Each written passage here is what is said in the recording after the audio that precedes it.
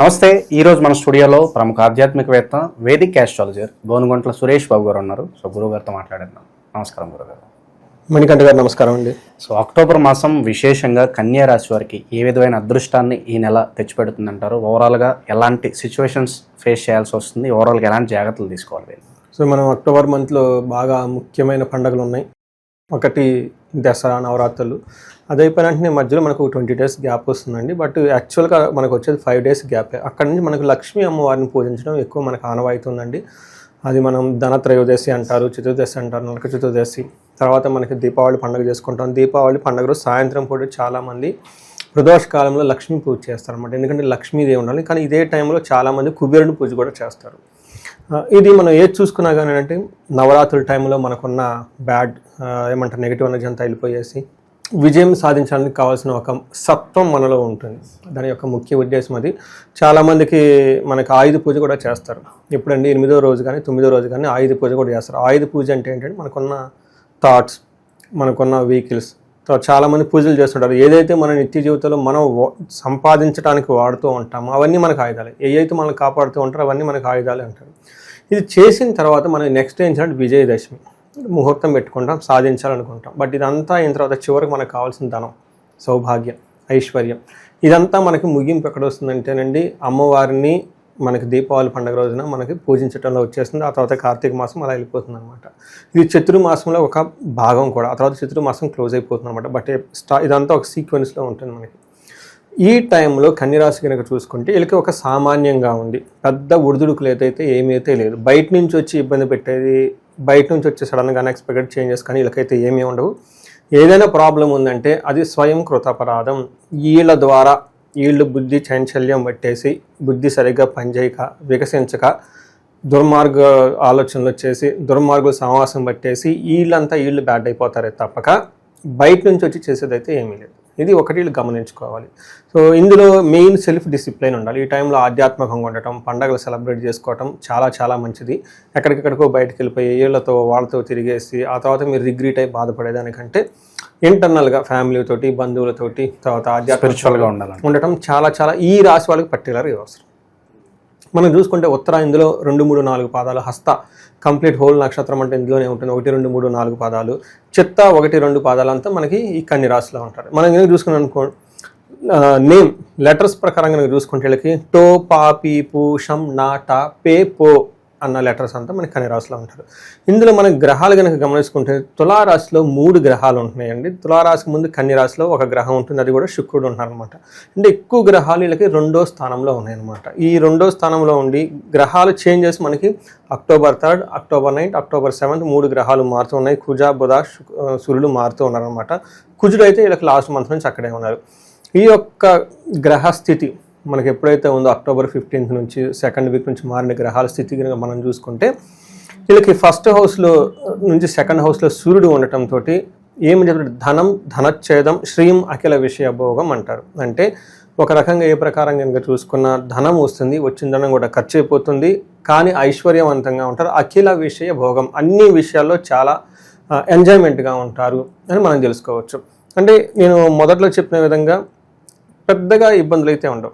ఒకటే ఒక ఇబ్బంది ఏంటంటే వీళ్ళు ఇండిసిప్లైన్గా ఉండేసి ఏదో చేయకూడని చేయాలి పనులు ఒక ఇంటెన్షన్ ఇళ్ళలో బిల్డ్ అవుతుంది. కాబట్టి ఈ ఒక్క విషయం చాలా జాగ్రత్తగా పెట్టుకోవాలి.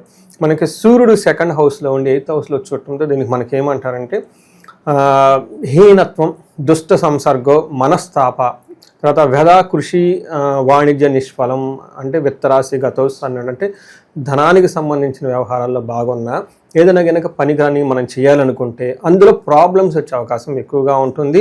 హీనత్వం అంటే దుర్మార్గుల సమాసం పట్టాలి అని ఒక ఆలోచన ఉంటుంది. అదేవిధంగా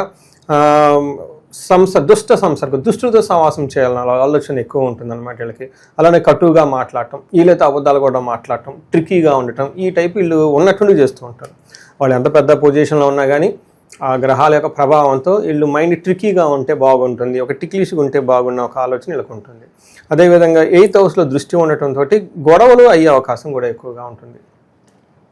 ఇప్పుడు ఈ గొడవలు కూడా ఇన్లాస్తో, మామగారితోటి, అత్తగారితో వీళ్ళతో గొడవలు అయ్యే అవకాశం ఎక్కువ, జెంట్స్ కానీ లేడీస్ కానీ ఇది గమనించుకోవాలి. కుజుడు 2వ ఇంట్లో ఉండటం, 5వ ఇంట్లో దృష్టి, 9వ ఇంట్లో దృష్టి చూడటంతో ఎగైన్ వీళ్ళకి ఏమవుతుందంటేనండి మనీ విషయంలో కొంచెము స్పెక్యులేటివ్ మార్కెట్లో, షేర్ మార్కెట్ లాంటిలో వాడటం, అంటే వృధాగా ఖర్చు పెడతారు. ఎక్కువగా మనకి సిగరెట్లు తాగటం, స్మోక్ చేయటం, ఆల్కహాల్ ఈ టైప్కి సంబంధించిన వాటిలో చేయకూడని వాటికి, అనవసరమైన వాటికి దుబారా ఖర్చులు పెట్టే అవకాశం చాలా ఎక్కువగా వీళ్ళకి ఇంట్యూషన్ బిల్డ్ అవుతుంది. అదే టైంలో అవమానాలకు కూడా గురవుతారు. రెండూ ఉందన్నమాట, వయసు వరుసగా చూపిస్తుంది. బట్ కుజుడు వీళ్ళకి రెండో ఇంట్లో ఉండటంతో మనకి మహర్షులు ఏం చెప్తారంటే అసత్వం సతతం క్లేశ సర్వకార్య వినాశం సదా దుర్జన సేవ తర్వాత సంపర్క భీతిష ధనకైకుజ అంటారు అనమాట. అంటే ఏమవుతుందంటే దుర్మార్గులతో సహవాసం చేస్తారు, వాళ్ళతో చక్కగా ఎంజాయ్ చేస్తారు, బయటకు వచ్చేసి మళ్ళీ బాధపడతారు. ఈ టైప్ ఫీలింగ్ వీళ్ళకి ఎక్కువ ఉంటుంది. సూర్యుడు అదే పని చేస్తున్నాడు, కుజుడు అదే పని చేస్తున్నారు. ఈ టైంలో సర్వకార్య వినాశనం, పని చేస్తేనే కదా ముందు పోవటానికి, అసలు పని చేస్తూ ఉంటే వచ్చేది డిఫరెంట్ స్టోరీ, ముందు ఆ పని దాకా పోరీళ్ళు.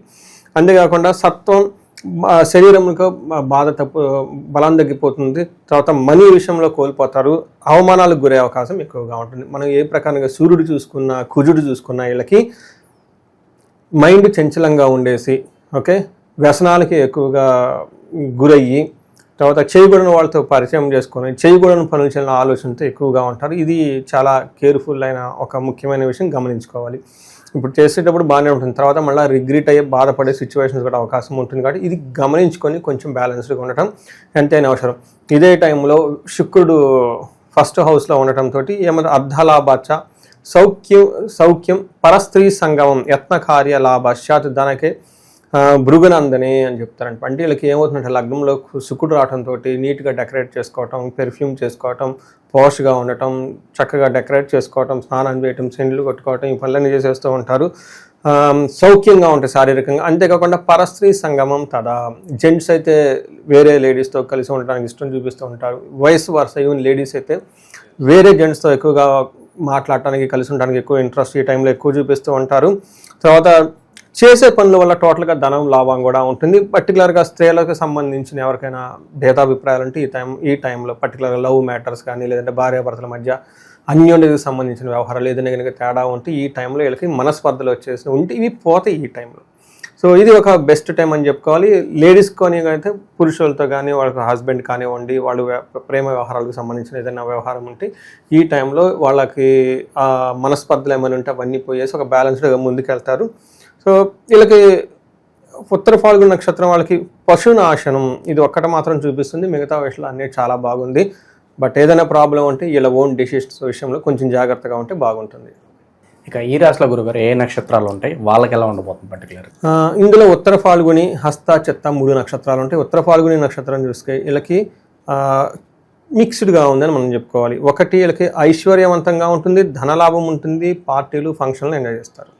రెండోది నాశనము కలహము 2 విధాలు చూపిస్తుంది. ఒకటి నాశనం అంటే వీళ్ళు చేస్తున్న పని కానీ ఏదైనా ఉంటే డ్రీమ్ ప్రాజెక్ట్ ఏదంటే మధ్యలో ఆగిపోయే అవకాశం ఎక్కువగా ఉంటుంది.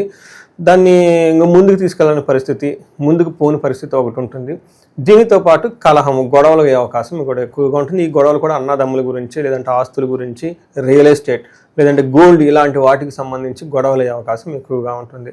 తర్వాత హస్త నక్షత్రం వాళ్ళు చూస్తే వీళ్ళకి ఐశ్వర్యవంతంగా ఉంటారు, ధనలాభం ఉంటుంది, సంపదలు ఉంటాయి, మృష్టాన్నం ఉంటుంది. ఓకే, చాలా పాజిటివ్గా ఉంది. అయితే కలహము, గొడవలు, నాశనము అయ్యేటట్టు, అంటే వీళ్ళకి కలహము, నాశనము అంటే గొడవలు ఏ విధంగా ఉంది. తర్వాత వీళ్ళకి ఏదైనా ఒక స్థితి కానీ, ఒక పొజిషన్ కానీ, ఒక పవర్, ఒక అథారిటీ లాంటిది ఏమంటే అనుకున్నంత విధంగా అది ఉండక దాంట్లో యొక్క స్ట్రెంగ్త్ తగ్గిపోయి కొంచెం ఏమంటారు ఉన్న స్థితి కంటే కొంచెం దిగజారే పరిస్థితి ఎక్కువగా ఉంటుంది వీళ్ళకి. చిత్త నక్షత్రం వాళ్ళకి అగైన్ వీళ్ళకి కొంచెం జాగ్రత్తగా ఉండాలి. వాళ్ళకి సంపదలు, ధనలాభము, ఐశ్వర్యము చక్కగా ఉంది. సంపదలు, ధనలాభము, ఐశ్వర్యం. బట్ ఛాలెంజెస్ కూడా వీళ్ళకి నాశనము, మరణము, కలహము, మృత్యుభయము చూపిస్తుంది. అంటే ఏదో ఒక పని ఆగిపోవటంతో అది నాశనం అంటారు. నెక్స్ట్ మృత్యుభయం, అసలు ముందు ఫ్యూచర్ ఉంటుందా లేదా అని భయపడుతూ ఉంటే దీన్ని మృత్యుభయం అంటూ ఉంటారు. వీటితో పాటు వీళ్ళకి మరణము, ఏదైనా కనుక పని ఇంతకుముందు చేసి ఉంటే ఫ్యూచర్లో ఈ టైంలో దానికి ఫుల్ స్టాప్ పెట్టాల్సి దీనికి ముందుకు పోతారు అనమాట. ఇలా వాళ్ళ ఓన్ ఇంట్రెస్ట్ ఏదైనా కనుక పని చేస్తే ఈ టైంలో అది క్లోజ్ అయ్యి ఆగిపోయే పరిస్థితి ఉంటుంది.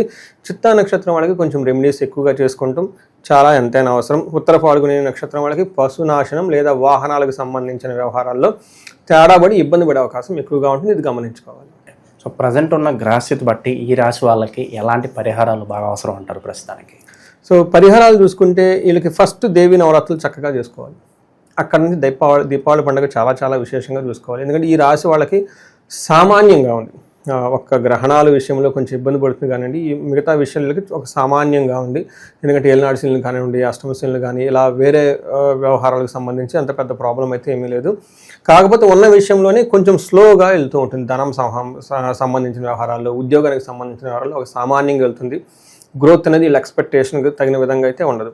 ఈ టైంలో పరిహారాలు చక్కగా దీపావళి తర్వాత మనకి దసరా వీటితో చేసుకుంటూ ఇంకా వేరే ఎవరైనా ఏదైనా కనుక స్పెసిఫిక్ ప్రాబ్లంగా ఉంటుంది, నేనేం రికమెండేషన్ చేస్తాను వీళ్ళకి కుబేరు పాశుపత అభిషేకం చేసుకోవటం, లేదంటే మనకి 3 days స్వర్ణలక్ష్మి విశేష హోమం ఇంట్లో కనుక చేయించుకోగలిగితే ఎవరికైనా బిజినెస్ పీపుల్ కానివ్వండి, లేదంటే మిడ్ లెవెల్ ఎగ్జిక్యూటివ్స్ ఉన్న ఎక్కడైనా ధన ప్రవాహం వీళ్ళకి లాకప్ అయిన గవర్నమెంట్ కాంట్రాక్ట్స్ ఇవన్నీ ఉంటాయి అనమాట. అంటే వీళ్ళకి ధనం ఉంటుంది కానీ వీళ్ళ దగ్గర ఉండదు, ఎక్కడో లాక్ అయిపోయి ఉంటుంది, ఫ్లో ఉండదు అనమాట. అంటే కొత్తగా వచ్చిన రెవెన్యూ సోర్సెస్ వీళ్ళకి ఉండదు. ఇలాంటి వాళ్ళు ఈ హోమాలు ఈ టైంలో చేయించుకుంటే అత్యంత విశేషము, పుణ్యప్రదము, దాటితో పాటు ఎంతో విశేషంగా ఇమ్మీడియట్గా వాళ్ళ యొక్క ఇష్టసిద్ధి సిద్ధిస్తుంది. ఇవి కాకుండా ఎవరైనా భార్యాభర్తలకు మధ్య గొడవ పడుతున్న అన్యోన్య దాంపత్య పాశుపత అభిషేకం చేసుకోవటం, ప్రమోషన్స్ కావాలి ఏదైనా కావాలనుకున్నప్పుడు మన్యు పాశుపత అభిషేకం ఇలాంటివి కనుక చేసుకుంటూ ఉంటే చక్కగా ఉంటుంది. బట్ ఇండివిజువల్గా ఎవరైనా జాతకం చూపించుకుంటే దానికి ఇంకా మనం రెమెడీస్ ఇవ్వడానికి బాగుంటుంది. ఓవరాల్గా ఈ రాశి వాళ్ళకి అక్టోబర్ మాసం ఏ విధంగా కలిసి రాబోతుంది, ఎలాంటి జాగ్రత్తలు తీసుకోవాలనే అంశాన్ని మీ మాటలో చాలా బాగా వివరించారు. ధన్యవాదాలు సార్. ధన్యవాదాలండి.